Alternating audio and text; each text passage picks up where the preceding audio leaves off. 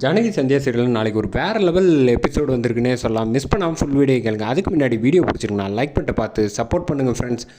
இந்த பக்கம் கிஷோர் வந்து ஃபோன் பண்ணி சொல்கிறாங்க, இந்த மாதிரி நான் எல்லா டீட்டெயில்ஸ் டாக்குமெண்ட்ஸ் எல்லாம் அனுப்பிட்டேன். அவளை வந்து ஒன்ஸ் வந்து அவள் அந்த பக்கம் போய் அமெரிக்கா போயிட்டான்னா அதுக்கப்புறம் திரும்பி வர்றதுக்கு வந்து கொஞ்சம் சிக்கலாகிடும். அதனால் வந்து சீக்கிரமாக போய் பிடிச்சிருங்க அப்படின்னு சொன்னோன்னே, சரி நான் பார்த்துக்கிறேன், மற்றதெல்லாம் நீங்கள் ஒன்றும் கவலைப்படாதீங்க, உங்கள் பொண்ணை வந்து அழைச்சிட்டு வர வேண்டியது என்னோடய பொறுப்புன்னு ஃபோனை வச்சிடுறாங்க. வச்சதுக்கப்புறமேட்டுக்கு ரகுராம் வந்து பதட்டத்தை வந்து டக்குன்னு வந்து ஃபோன் பண்ணு சிவா, ஃபோன் பண்ணி வந்து லோக்கலில் ஸ்டேஷனில் வந்து ஃபோன் பண்ணி இன்ஃபார்ம் பண்ணிடு அப்படின்னோன்னா ஃபோன் பண்ணி பார்க்குறாங்க.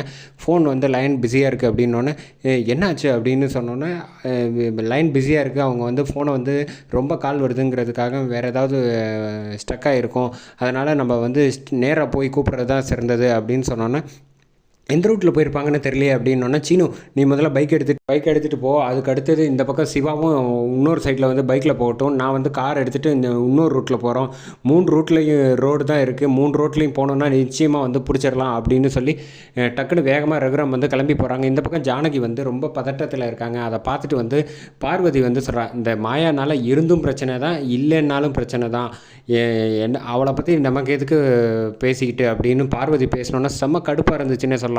சிவாவுக்கு அவ்வளோ உதவி செஞ்சுருக்காங்க, ஆனால் கொஞ்சம் கூட மனசாட்சி இல்லாமல் அப்படியே பேசுகிறாங்க.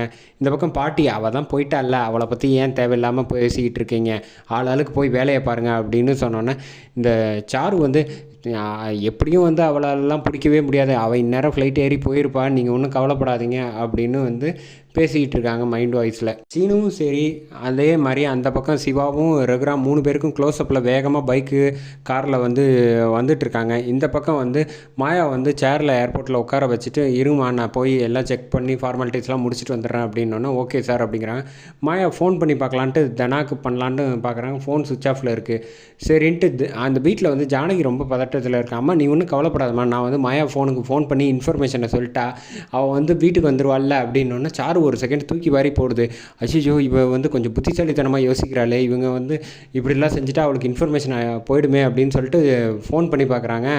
தெனா அந்த நேரம் பார்த்து மாயா ஃபோன் சுவிட்ச் ஆஃப் ஆனதுனால இன்ஃபர்மேஷன் பண்ண முடியல. அம்மா அவன் ஃபோன் சுவிட்ச் ஆஃபில் இருக்குது, அப்போ நிச்சயமாக அவள் வந்து ஃப்ளைட் ஏறி போயிருப்பான்னு இந்த பக்கம் சாரு வந்து சொல்கிறா. இனிமேல் உங்களை வந்து திரும்பி வரவே மாட்டா, அப்படியே வந்தாலும் வந்து என் கல்யாணம் முடிஞ்சதுக்கப்புறம் தான் வருவா அப்படின்னு சந்தோஷப்பட்டுக்கிட்டு இருக்காங்க. இந்த பக்கம் கரெக்டாக ரகுராம் வராங்க. வந்துகிட்டு இருக்கப்போ வந்து வழி மறைக்கிறாங்க போலீஸு.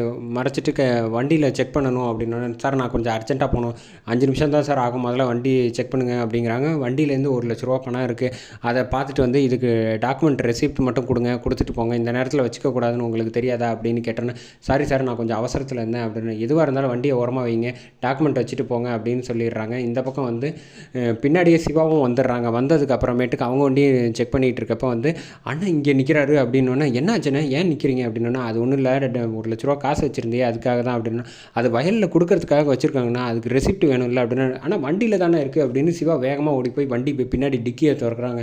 திறந்துட்டு அந்த காசு ரெசிப்ட்டு பேங்க் ரெசிப்ட்டை கொடுத்துட்டு, இதை கொடுத்துட்டு முதல்ல கிளம்பி போங்கண்ணே அப்படின்னு சொல்லிட்டு போய் கொடுக்குறாங்க. ஏன் சார் இதை முதலே கொடுத்துருந்தா நான் அப்பயே அனுப்பி விட்ருப்பேன்ல அப்படின்னோடனே, இவங்க சிவாவும் சரி ரகுராமும் சரி பேசிகிட்டு இருக்கான். நம்ம 2 பேரும் கவலைப்பட தேவையில்லை, சீனு வந்து முன்னாடியே வந்து நமக்கு முன்னாடியே போயிட்டான், அதனால் நிச்சயமாக சீனு வந்து நான் மாயா வளைச்சிட்டு வந்துடுவான், நீங்கள் ஒன்றும் கவலைப்படாதீங்க, தைரியமாக இருங்க அப்படின்னு தைரியம் கொடுத்துட்ருக்காங்க.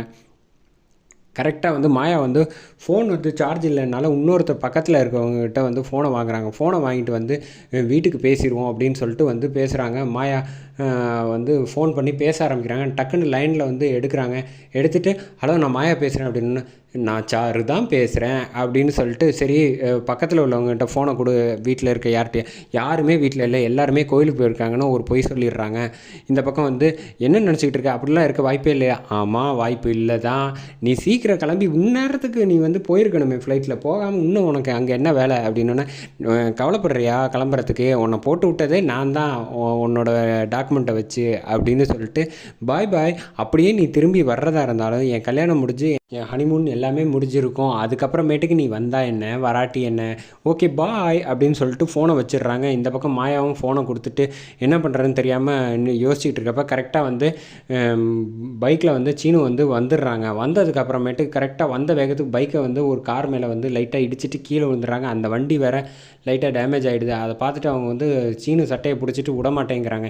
என்ன நினச்சிக்கிட்டு இருக்கேன், நீ மாட்டுக்கு வர வந்து இடிச்சிட்டு போய்ட்டு, சாரி சார் நான் கரெக்டாக தான் வந்தேன், நீங்கள் கவனக்குறைவாக இருந்தீங்க, யார் கவனக்குறைப்பேன் நல்லா யோசிச்சு பாரு அப்படின்னா, என் என் மேலே தான் தப்பு, தயவு செஞ்சு மன்னிச்சிருங்க, நான் கொஞ்சம் அர்ஜென்ட்டாக போகணும் அப்படின்னு சொல்லிட்டு சீனு அவங்க சட்டையை பிடிக்கிற போகும்போது அவங்கள வந்து தள்ளி விட்டுட்டு அங்கேருந்து சீனு வேகமாக இந்த பக்கம் உள்ளே வந்து ஓடி வந்துகிட்டு இருக்காங்க. இந்த பக்கம் வந்து மாயா வந்து டைம் ஆகிடுச்சு கிளம்புங்க அப்படின்னு சொல்லி வந்து உள்ளே போய் செக் பண்ணலான்ட்டு அனுப்பி விட்றாங்க. அனுப்பி விட்றப்போ வந்து கரெக்டாக சீனு வந்துட்டு மாயா அப்படின்னு வந்து கத்துறாங்க. கத்துன வேகத்துக்கு வந்து இந்த பக்கம் மாயா வேகமாக ஸ்லோ மோஷனில் ஓடி வராங்க. ஓடி வந்ததுக்கு அப்புறமேட்டுக்கு சீனுவை பார்த்துட்டு வந்து கட்டி பிடிக்கிறாங்க. சீனுவும் வந்து ஹக் பண்ணிவிட்டு வந்து செம்ம எமோஷ்னலாக 2 பேரும் வந்து அழுதுகிட்டு இருக்காங்க. அதோட எபிசோடு சூப்பராக முடிச்சிட்டாங்கன்னே சொல்லலாம்.